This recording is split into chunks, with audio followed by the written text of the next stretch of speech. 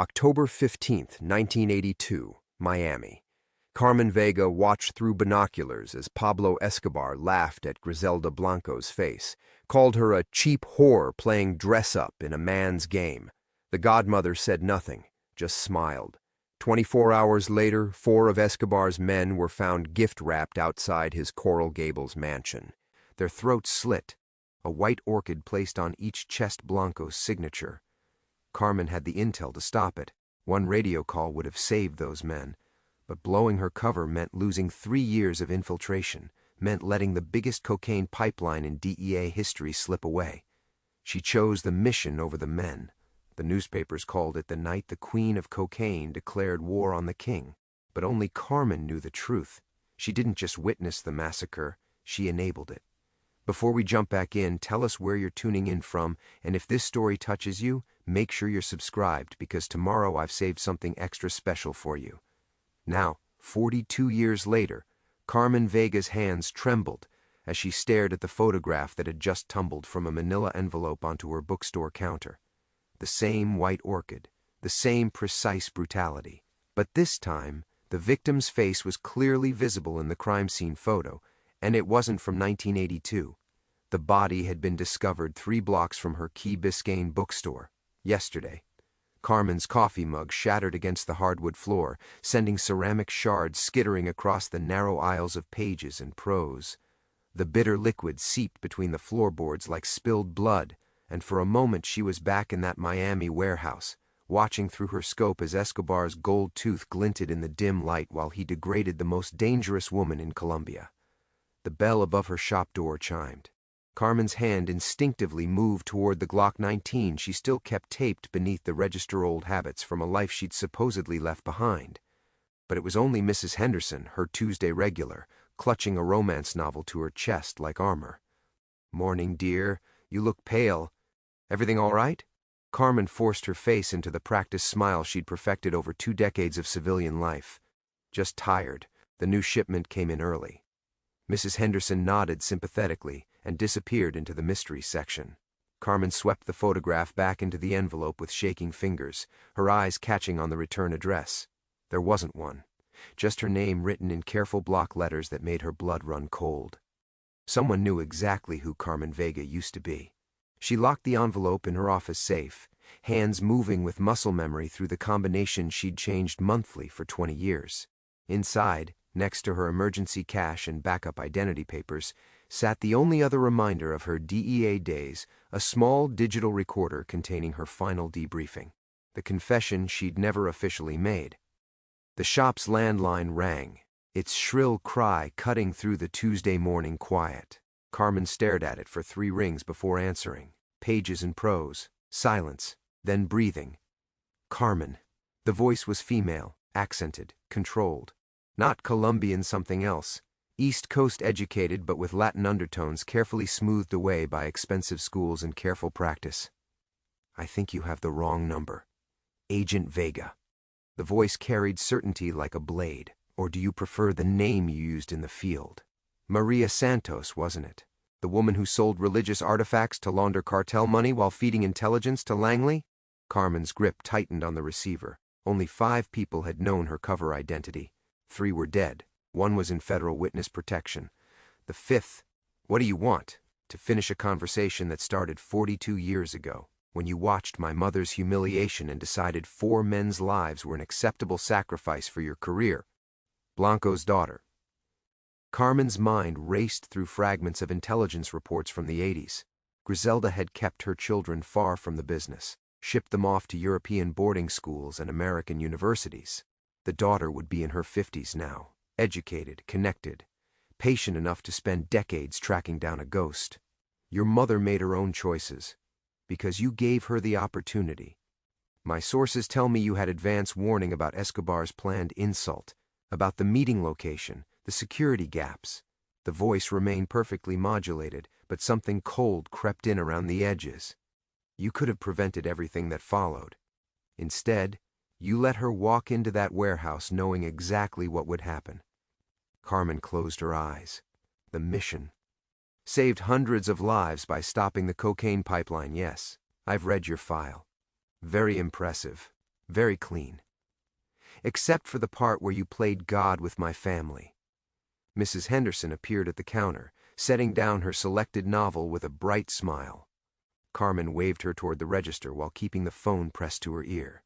If you wanted revenge, you've had 40 years to take it. Revenge? The daughter laughed, and the sound carried an echo of Griselda's cruel amusement. I'm not calling for revenge, Agent Vega. I'm calling because I need your help. The line went dead. Carmen stood frozen, listening to the dial tone while Mrs. Henderson counted out exact change for her book. The elderly woman's cheerful chatter about her grandson's wedding plans felt like it was coming from another dimension. When the door chimed behind her departure, Carmen was alone again with the weight of her past pressing against her chest like a physical thing. She walked to the front window and peered through the blinds at the quiet residential street. A jogger passed by. A landscaping truck idled outside the cafe next door. Everything normal. Everything exactly as it had been for 20 peaceful years. Except now, someone who shared Griselda Blanco's blood knew exactly where to find her, and they wanted her help. Carmen returned to her safe and pulled out the emergency cell phone she'd hoped never to use. Her fingers hesitated over the keypad before dialing the number she'd memorized but never called. Federal Bureau of Investigation. How may I direct your call? I need to speak with Agent Martinez in the Miami field office. Tell him Carmen Vega is calling in the favor he owes me.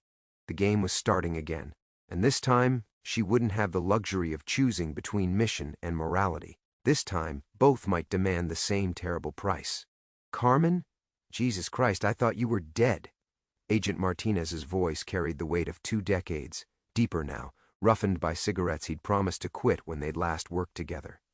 She could picture him in some sterile Miami field office, probably grayer, definitely softer around the middle, wearing the same cheap suits that made federal agents instantly recognizable to anyone who'd lived her life. Not dead, just buried. Carmen traced the edge of her desk blotter with one finger, following the worn leather binding that had witnessed countless quiet mornings before today shattered her illusion of safety. I need a background check, off the books. After 20 years of radio silence, that's your opening? No, how's the family? No, Griselda Blanco's daughter. Mid-50s, well-educated, probably using an American identity now. I need everything you can find. Carmen's voice emerged steady, professional, slipping back into the cadence of her former life like a familiar coat retrieved from storage. And Martinez? This one's personal. The silence stretched between them, filled with the memory of shared operations and the unspoken understanding that people like them never truly retired. They just changed addresses. The Black Widow's been dead for over a decade, Carmen. What's this about? Through her office window, Carmen watched Mrs. Henderson's granddaughter, Sophia, arrive for her usual Tuesday volunteer shift. 19 years old, studying literature at she sorted returns and recommended books to customers with the earnest enthusiasm of someone who still believed the world was fundamentally good. Carmen had watched her grow from a gap-toothed 10-year-old who begged for extra story time to this young woman who brought homemade empanadas and called her Tia Carmen with genuine affection. Someone's using vintage cartel methods to send me messages, Carmen said, her eyes never leaving Sophia as she unlocked the front door and flipped the afternoon hours sign. White orchid calling cards, bodies arranged with Blanco's signature style, and they know exactly who I used to be. Shit. Martinez's breathing shifted, and she heard the familiar click of him lighting a cigarette. Some habits never changed. You sure it's the daughter? She called. Knew my cover name, the Langley connection, operational details from the '82 incident.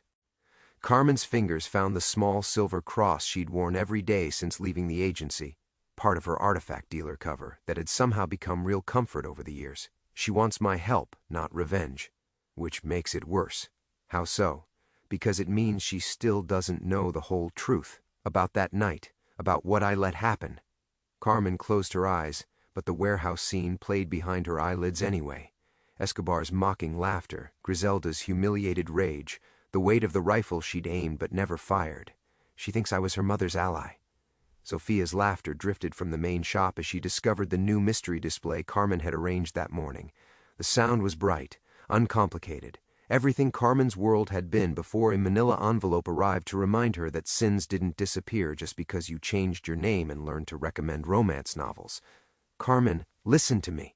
If this is really Blanco's daughter, she's not just some grieving child looking for closure. That woman raised her kids to be survivors. Educated, connected, patient.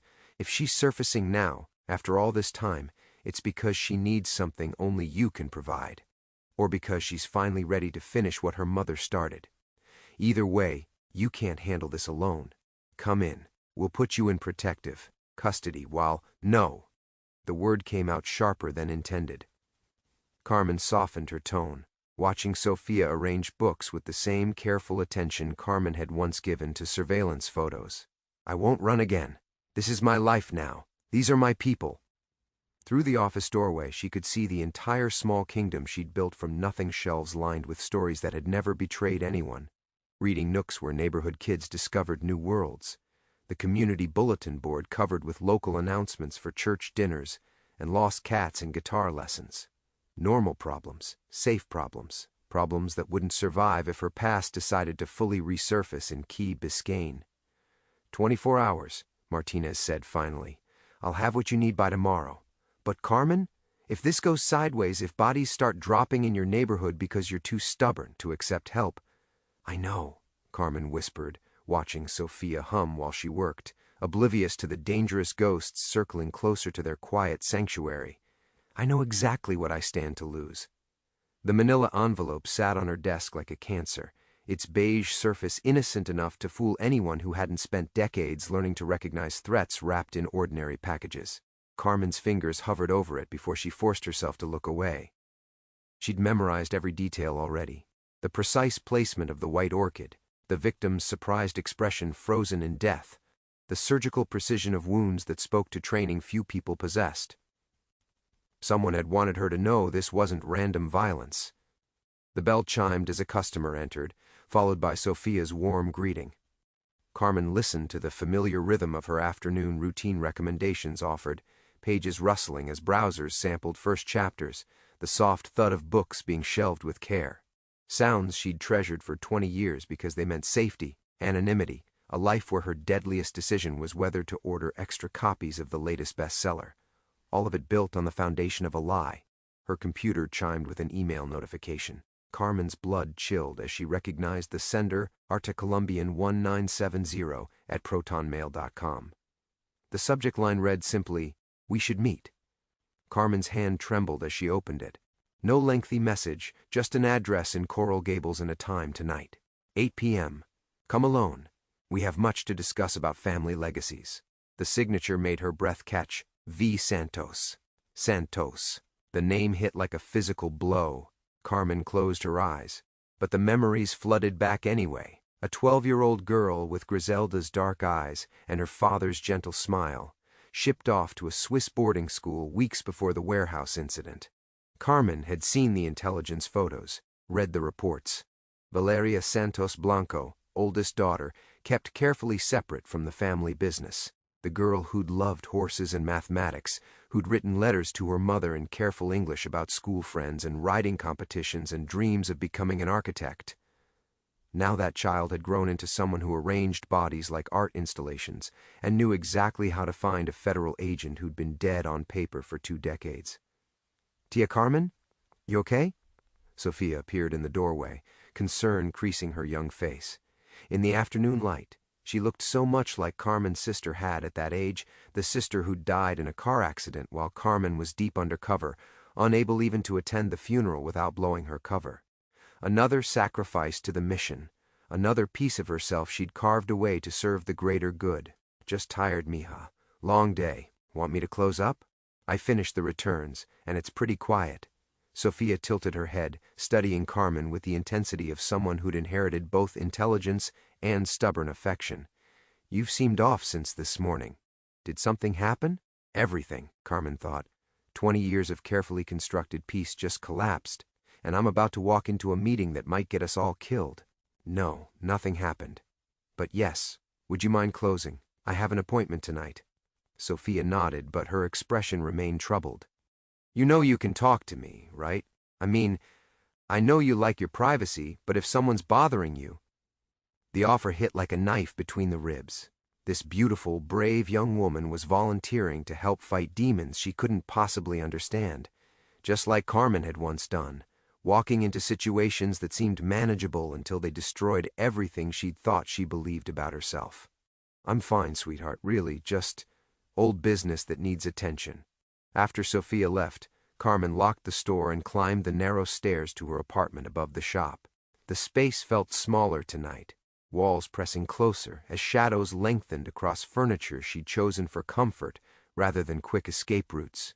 20 years of believing she'd earned the right to think like a civilian, and now every corner held potential ambush points. She pulled her go-bag from the bedroom closet, the one thing she'd never unpacked, never trusted herself to abandon completely. Inside, cash in 3 currencies, identification documents for 2 backup identities. The Glock she'd hoped never to carry again. The weight of it in her hands brought back muscle memory she'd tried to forget. At 7:30, Carmen stood before her bathroom mirror and studied the woman she'd become.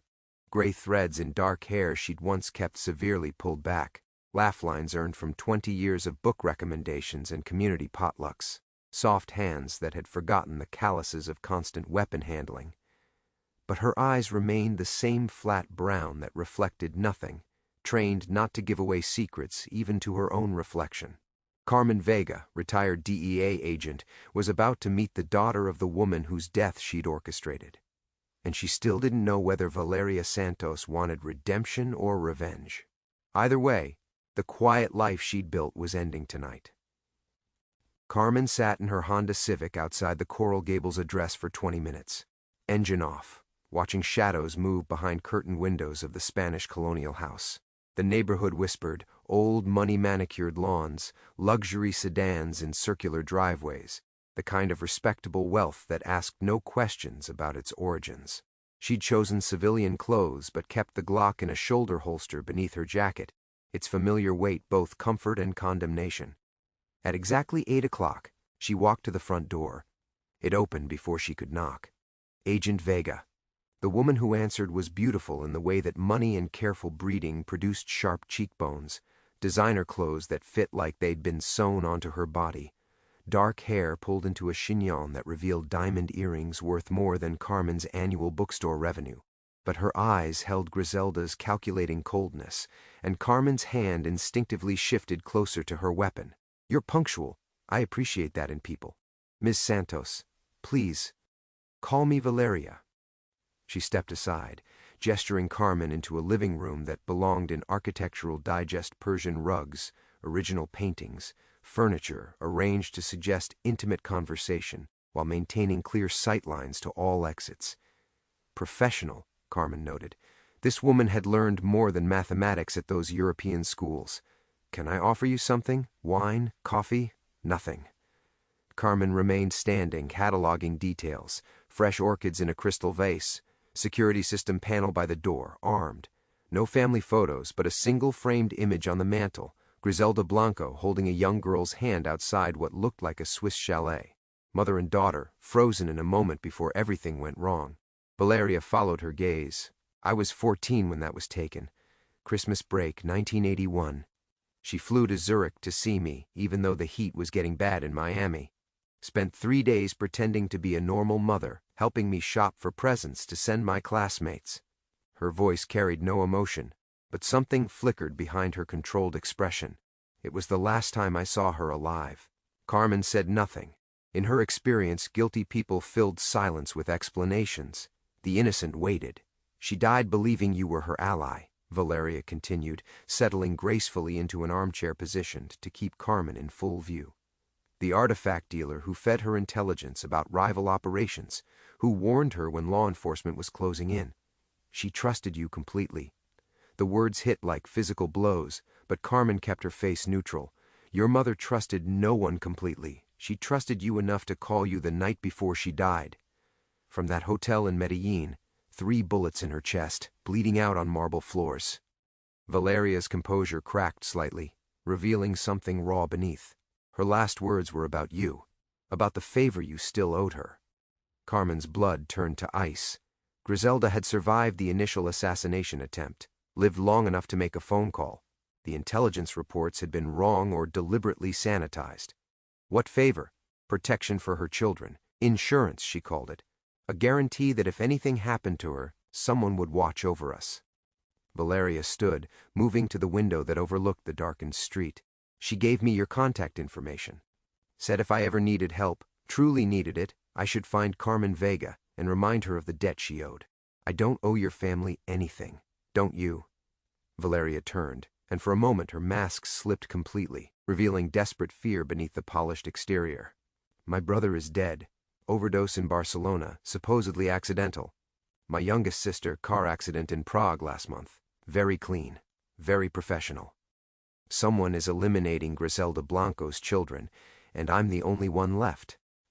Carmen felt the familiar weight of operational awareness settling over her threat assessment, exit strategies, the calculating coldness that had once made her excellent at her job and terrible at being human. Why come to me? You have money, connections, higher private security, because whoever is hunting us knows about my mother's network. They've identified every safe house, every contact, every resource she left behind. Valeria moved closer, and Carmen caught the scent of expensive perfume mixed with something else, fierce sweat, carefully disguised but unmistakable to someone who'd learned to read desperation in a dozen languages. They killed my security team last week. 3 former Israeli commandos, dead in their sleep. No forced entry, no signs of struggle. Just white orchids left on their chests. The signature. Carmen's mind raced through possibilities, who had access to Griselda's methods, who held grudges that would span decades, who possessed the resources and patience for this kind of systematic elimination. You think it's connected to what happened in 1982. I think someone has been waiting 40 years to finish what started that night, and you're the only person left alive who knows the whole truth about that warehouse. Valeria's voice dropped to a whisper. Help me find who killed my family, Agent Vega, before they kill me too. Outside, a car engine started in the darkness. Both women froze, listening to footsteps approach the front door. Are you expecting someone? Carmen whispered. Valeria shook her head, her breathing shallow and rapid. In the lamplight, she looked suddenly young, not the polished woman who'd orchestrated their meeting, but a terrified daughter watching her family disappear one by one. 3 soft knocks echoed through the house, deliberate, patient. Carmen drew her Glock, the weight familiar despite decades of disuse.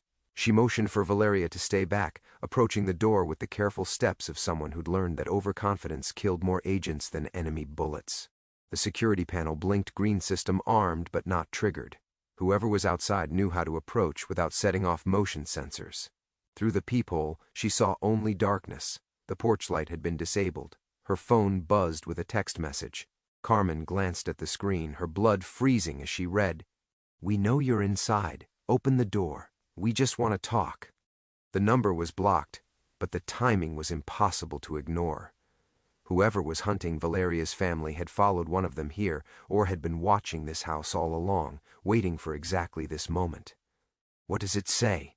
Valeria's voice was barely audible. Carmen showed her the message. Valeria's face went white as bone. They found me. Jesus Christ, they actually found me. Back exit? Carmen was already moving, her mind cataloging the house's layout. Spanish colonial meant thick walls but limited escape routes. If this was a professional team, they'd have the rear covered. Pool house leads to the neighbor's yard, gate in the back fence. Valeria was grabbing a leather messenger bag from behind the couch, her movements quick but controlled. Even terrified, she moved like someone who'd planned for this moment. Another text arrived. Miss Santos, we have your housekeeper Maria and her daughter Sophia in a car outside. Lovely family. Open the door in 60 seconds or we'll send you pieces. Sophia. The name hit Carmen like a physical blow before her rational mind caught up. Different Sophia. Not her Sophia, but the coincidence still sent ice through her veins. Valeria was staring at her phone with the expression of someone watching their world collapse. They have Maria, she whispered. She's worked for my family for 15 years. Her daughter is only 8 years old. Carmen's operational training warred with something deeper, the part of her that had spent 2 decades in a community where people protected each other. where Maria might be Mrs. Gonzalez from the church committee, and Sophia could be any child who deserved better than becoming collateral damage in someone else's war. It could be a lie, Carmen said, but she was already moving toward the front door. A pressure tactic to force you into the open. Maria always stays late on Tuesdays. She brings Sophia to help with laundry. Valeria's voice cracked. They're not lying. They wouldn't risk this operation on a bluff. Through the window, Carmen caught a glimpse of movement dark sedan with tinted windows, engine running, professional positioning, blocking the main escape route while maintaining mobility. These weren't cartel soldiers high on their own product. This was a surgical team with resources and patience. 30 seconds. Carmen closed her eyes, feeling the weight of every decision that had led to this moment. The warehouse in 1982, when she'd chosen mission over morality. The 20 years of hiding behind book recommendations and community potlucks. The phone call to Martinez that had dragged her back into a world where 8-year-old girls became leverage in games they couldn't understand. There's another way, she said quietly. Valeria looked up from her phone, hope flickering across her features. What? I opened the door. You go out the back, get to the neighbor's house, call 911, disappear into whatever backup plan you've been building for 40 years. Carmen's voice was steady, professional, empty of everything except tactical assessment. They want both of us, but they need me alive to find whatever they're really looking for. I buy you time. They'll torture you for information. They'll try. Carmen checked her weapon one final time, surprised by how natural it felt in her hands. But I've been tortured by experts. I held out for 3 days in Honduras before extraction. These people, whoever they are, they're good, but they're not government trained. And if you're wrong, if they just put a bullet in your head? Carmen thought about her bookstore, dark and empty 3 miles away. Mrs. Henderson would worry when Carmen didn't open tomorrow. Sophia would arrive for her volunteer shift and find the doors locked. The life she'd helped build suddenly vanished without explanation. Another person who'd trusted Carmen, left behind to wonder what had gone wrong. Then make sure they pay for it, Carmen said and opened the door. Mid-50s, silver-haired, wearing an expensive suit that suggested boardrooms rather than bloodshed. He smiled at her with genuine warmth, the kind of expression she'd seen countless times from customers browsing her bookstore. Behind him stood 2 younger men in dark clothing, but they held their positions with the relaxed confidence of professionals who weren't expecting trouble. Agent Vega, the man said, extending his hand like they were meeting for dinner. Detective Martinez sends his regards. Carmen's world tilted. Martinez, her former handler, the one person who knew she was still alive, who'd helped orchestrate her death and resurrection 20 years ago. The weapon in her hands suddenly felt impossibly heavy. You seem surprised, the man continued, stepping into the foyer without invitation. May I? It's quite cold tonight, and we have a great deal to discuss. Behind her, Carmen heard the soft sound of a door closing. Valeria had made her choice, running for the back exit as planned. Good. Whatever this was, whoever these people represented, at least one of them might survive the next hour. Detective Martinez is retired, Carmen managed, her voice steady despite the chaos in her mind. Ah, but retirement is such a flexible concept in our business, don't you think? The man gestured toward the living room where she and Valeria had been talking moments before. Please put the weapon away. If we'd wanted you dead, you would have been dead 20 years ago. The words hit like ice water. Carmen lowered the Glock but didn't holster it, her mind racing through possibilities. Martinez had been her lifeline during the undercover operation, the one person she'd trusted completely. He'd arranged her extraction, her new identity, her quiet exile to civilian life.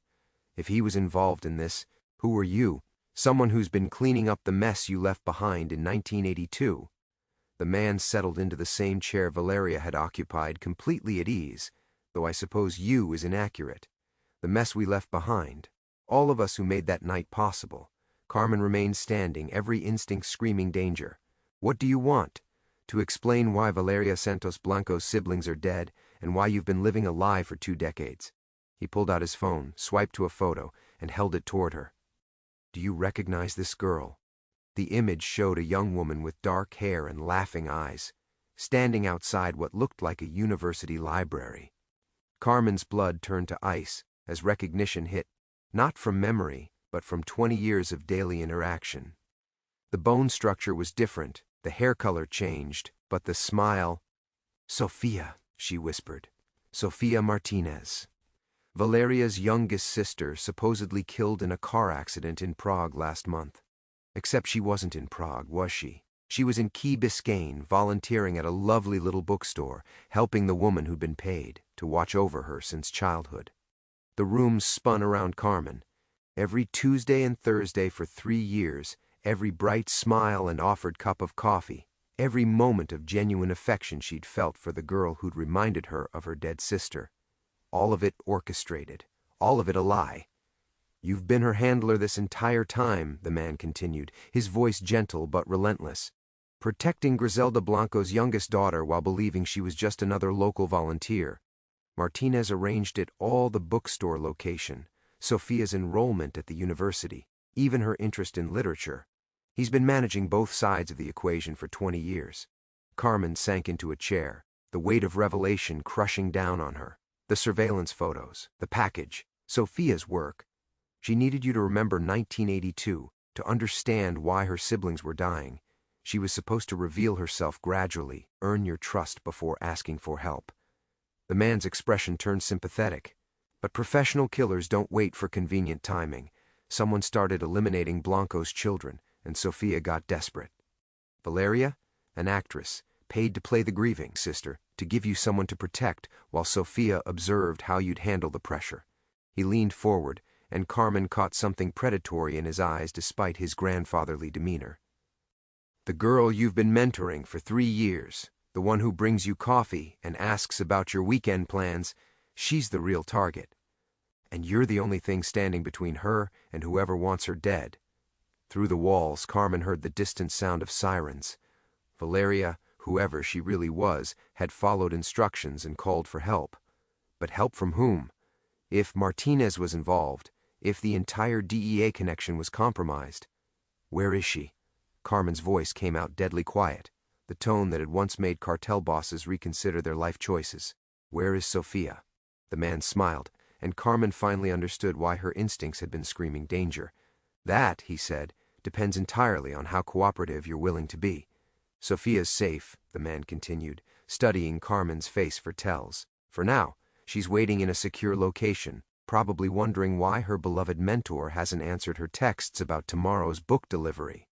Carmen's phone buzzed. She glanced down. "Carmen, are you okay? The police were at your house, but you weren't there. I'm worried." "Sweet girl," the man observed. "Genuinely cares about you. That wasn't part of the original arrangement, you know. Martinez expected professional distance, regular reports, nothing more. But children have a way of complicating the best-laid plans."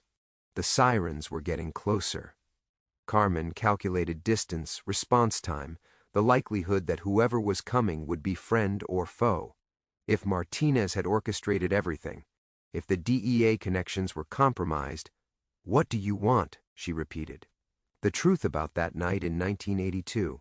The real truth, not the sanitized version in your official reports. The man leaned back, completely relaxed despite the approaching sirens.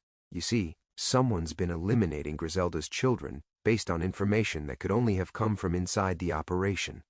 Details about safe houses, financial networks, family connections, things only a handful of people ever knew." Carmen's mind raced back 20 years. The warehouse, the humid Miami night, Pablo Escobar's mocking laughter echoing off concrete walls.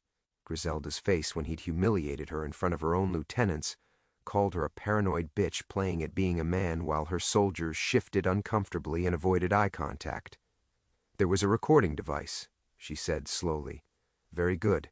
Hidden in your wire but broadcasting on a frequency the DEA wasn't monitoring. Someone else was listening that night. Someone who heard every word of Griselda's response, including the names of people she trusted, locations she considered secure, and her plans for protecting her children." The room felt suddenly airless. Carmen remembered Griselda's voice after Escobar left, speaking rapid Spanish into a payphone while Carmen pretended to examine artifacts in the corner.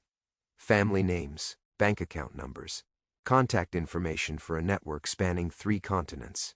"You recorded her," Carmen whispered. "We recorded everything. Insurance, we called it. Information to be used if circumstances changed. The man's expression turned almost apologetic.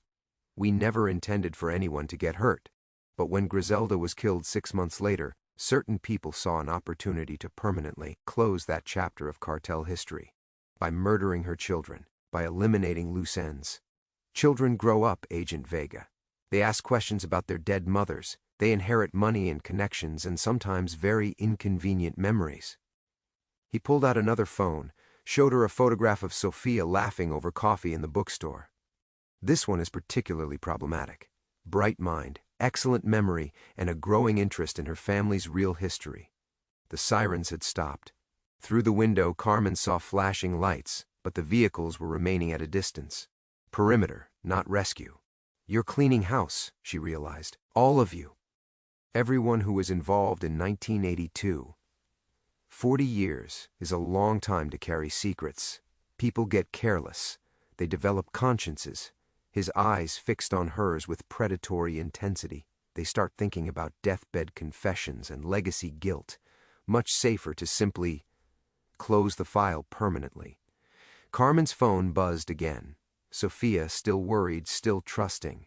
The girl who brought her coffee and asked about weekend plans, who'd brightened 20 years of careful isolation with genuine affection. The daughter of a dead cartel queen, protected by lies and manipulation, but loved nonetheless. She doesn't know who she really is, Carmen said. Of course not.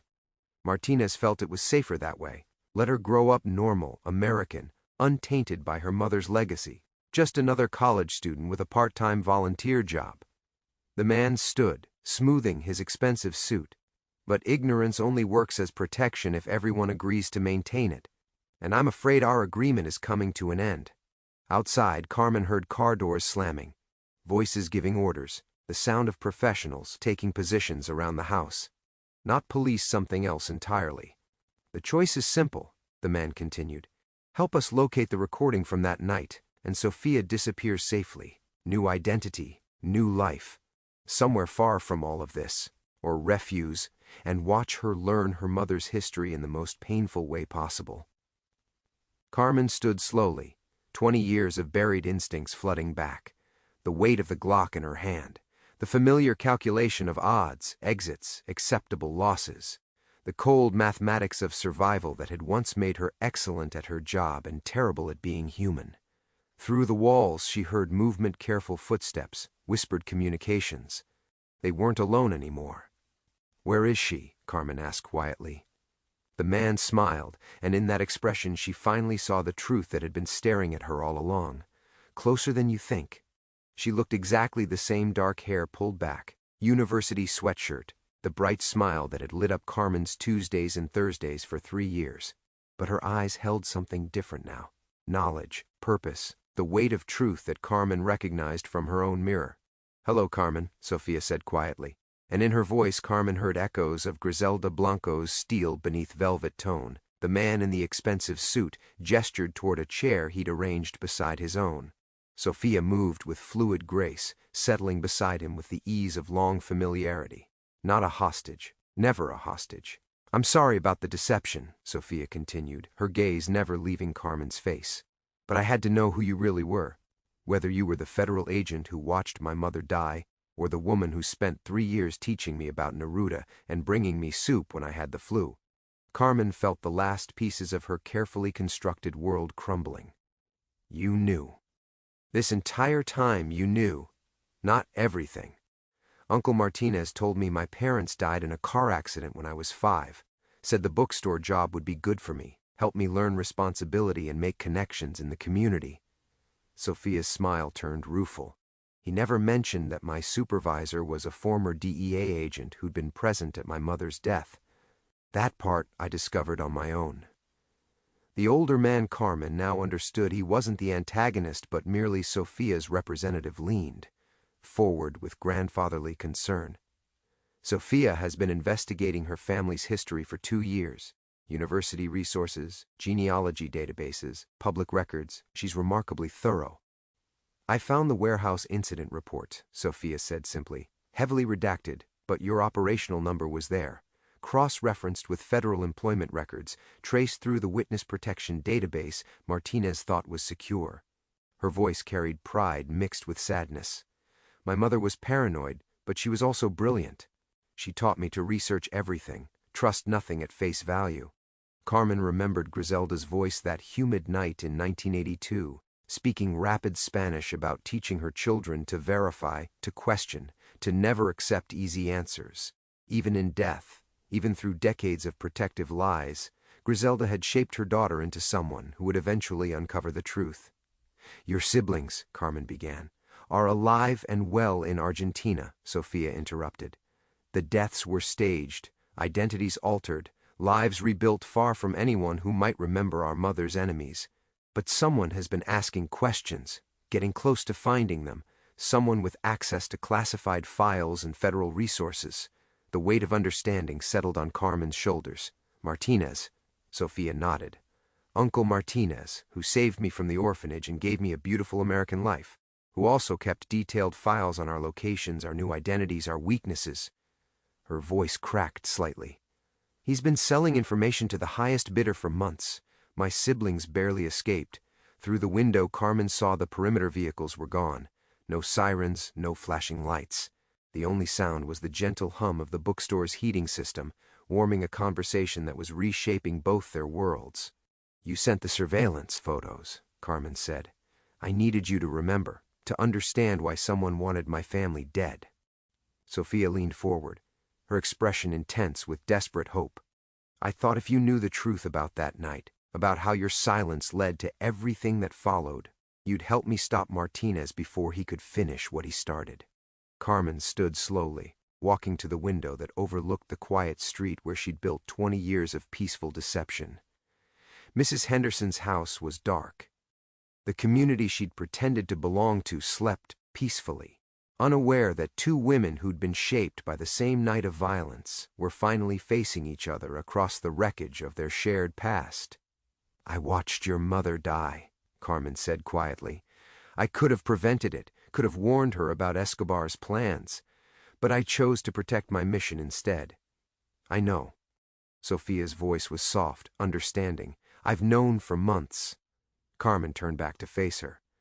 "And you still brought me coffee every Tuesday, still asked about my weekend plans, because somewhere in those 3 years, you stopped being the federal agent who failed my mother and became the woman who taught me that books could save your life." Sophia stood, crossing the room to stand beside Carmen at the window. "I don't need you to apologize for choices you made before I was old enough to understand them. I need you to help me make sure no one else dies because of them." Outside, a car pulled slowly down the street. Martinez arriving for the confrontation Sophia had orchestrated with the precision her mother would have admired. The past and present finally ready to collide. "What do you need me to do?" Carmen asked. Sophia smiled, and for the first time in months it looked completely genuine. "Help me finish this." Among the bills and book catalogs was a postcard from Buenos Aires, no message, just a photograph of a university library, and Sophia's careful handwriting. "Thank you."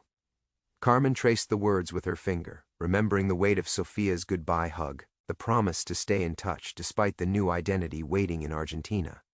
Another ghost to join the collection, but this one carried warmth instead of guilt. The bell above the door chimed, and Mrs. Henderson shuffled in with her usual Tuesday morning precision. She'd been the first neighbor to visit after the police cars finally left, bringing casserole and carefully avoiding questions about the excitement. Now she moved through the store with proprietary familiarity, selecting her weekly romance novel with the dedication of a scholar. "That nice Sophia girl hasn't been by lately," Mrs. Henderson observed, not quite making it a question. "She transferred schools," Carmen replied, "the practice lie coming easily. Family situation, shame.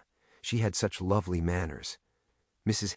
Henderson placed Passion's Promise on the counter, eyeing Carmen with the sharp attention that had made her a formidable high school principal.